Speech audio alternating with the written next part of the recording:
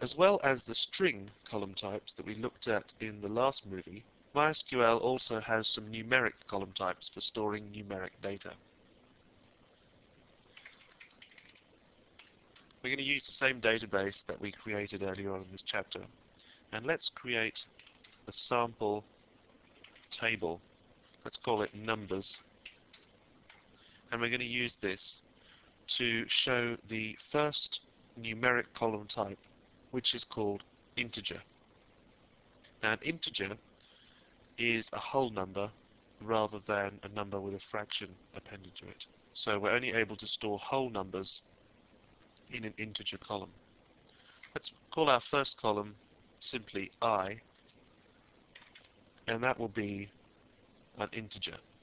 Now, the limits on an integer column is that the range of valid values is minus 2147483648 to the same number in the positive. So quite a broad range of possible values there. So let's create one integer column there, and integer comes in a number of different sizes. So as well as the plain integer size, there's also, let's call it T for tiny int, and a tiny int is much smaller. A tiny int goes from minus 128 to 127. Then there's small int, which is a slightly larger range than tiny int, minus 32,768 to 32,767. And then there's medium int, which occupies a space between small int and int. And finally, there's big int, which is absolutely enormous, where if you want to store very large numbers. We're just going to stick with tiny int for now.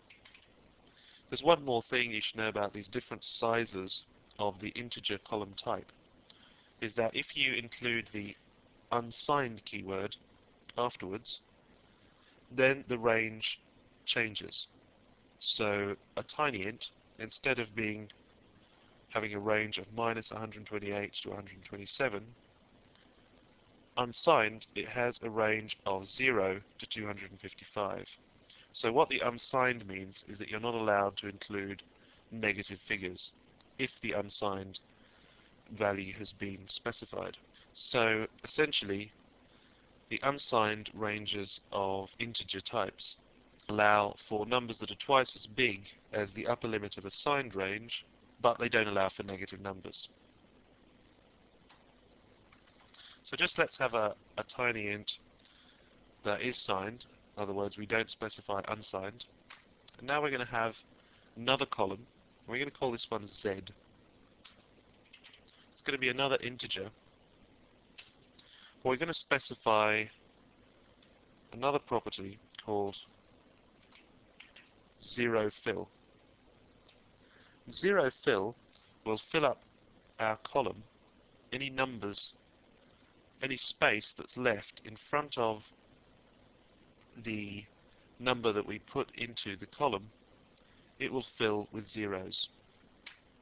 I'm also going to have one called n, a column called n, and that's going to be another integer, and in this one we're going to specify not null. I mentioned null values a little bit earlier on in this chapter, but now we're going to see what that actually does. If we create that table and then try inserting some values into it. So we're going to use the insert statement. Let's say we try and put the number 300 into all of these columns. We use our select statement to get back the data that we've just added. As we can see, this has been interpreted in three different ways. First of all, our integer column, the first one, has interpreted the value 300 correctly as 300. The tiny int column, however, has a range, as I mentioned earlier, of -128 to 127. Because 300 doesn't fall within that range, it goes as near to it as it can. So it goes to the upper limit of its range and it puts in that figure. The column which we specified 0 fill has added a whole load of zeros to the beginning of that number to fill up the default width of the column. The final column, in this case, acts just the same as the first, to correctly interpret the number 300. Now, in order to see what the not null column does, we're going to have to specify an insert statement without inserting into all the columns.